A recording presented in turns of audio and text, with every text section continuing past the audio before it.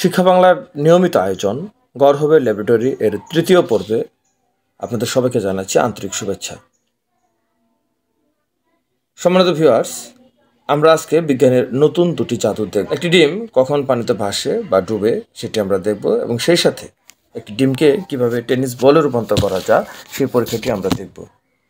তো চলো বন্ধুরা, শুরু করা যাক আজকের পরীক্ষা। শিক্ষা বাংলা টিভি, শিক্ষা ও বিনোদন।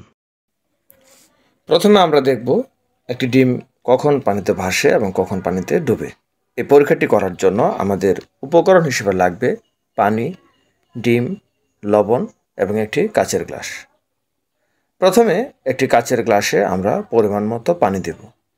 এরপর এই পানিতে আমরা একটি ডিম ছেড়ে দেব, এবং পানিতে ডিম ছাড়ার পর আমরা লক্ষ্য করব কি ঘটে। দেখা যাবে ডিমটি আস্তে আস্তে পানির নিচের দিকে চলে যাচ্ছে, অর্থাৎ ডিমটি ডুবে গেছে। এবার আমরা পানিতে লবণ যোগ করলে সেটি ভিন্ন একটি চিত্র দেখতে পাবো।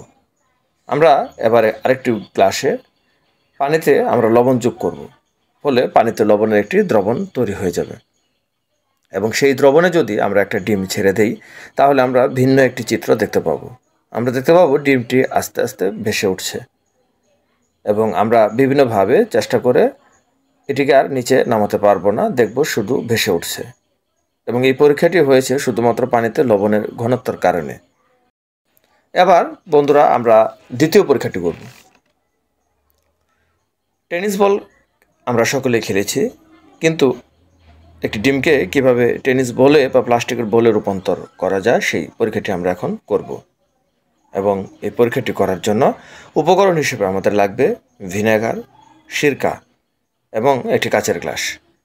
প্রথমে একটি কাচের গ্লাসে আমরা পরিমাণ মতো ভিনেগার যোগ করব, এবং ভিনেগার ঢালার সময় অবশ্যই খেয়াল রাখতে হবে যেন পরিমাণ সঠিক থাকে। ভিনেগার বা সিরকা হচ্ছে মূলত অ্যাসিটিক অ্যাসিড, এবং এটি আচার বা খাদ্যদ্রব্য সংরক্ষণেই ব্যবহার করা হয়। এবার ভিনেগারের ভিতরে ডিম দেওয়ার পর আমরা সেখানে একটি খেলা দেখতে পাবো। আমরা দেখতে পাবো ডিমটি নাড়াচাড়া শুরু করেছে, এবং বিভিন্ন ধরনের পরিবর্তন লক্ষ্য করা যাবে। কিছুক্ষণ পরপর আমরা পরিবর্তনগুলো লক্ষ্য করব, এবং এই পরীক্ষাটি করার জন্য প্রায় 24 ঘন্টার উপরে সময় লাগবে। আমরা দেখতে পাবো যে ডিমটি আস্তে আস্তে, ডিমের যে লাল আবরণটি রয়েছে সেটি আস্তে আস্তে উঠে যাবে, এবং ডিমটি পুরোপুরি সাদা হয়ে যাবে, এবং ডিম থেকে বিভিন্ন ধরনের গ্যাস নির্গত হতে থাকবে।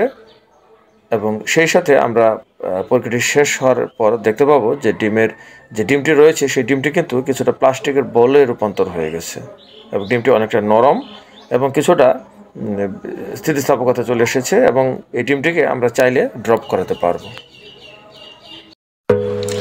শিক্ষা ও বিনোদনমূলক নতুন নতুন ভিডিও পেতে শিক্ষা বাংলা টিভি চ্যানেলটি সাবস্ক্রাইব করুন এবং পাশে থাকা বেল আইকনে ক্লিক করুন।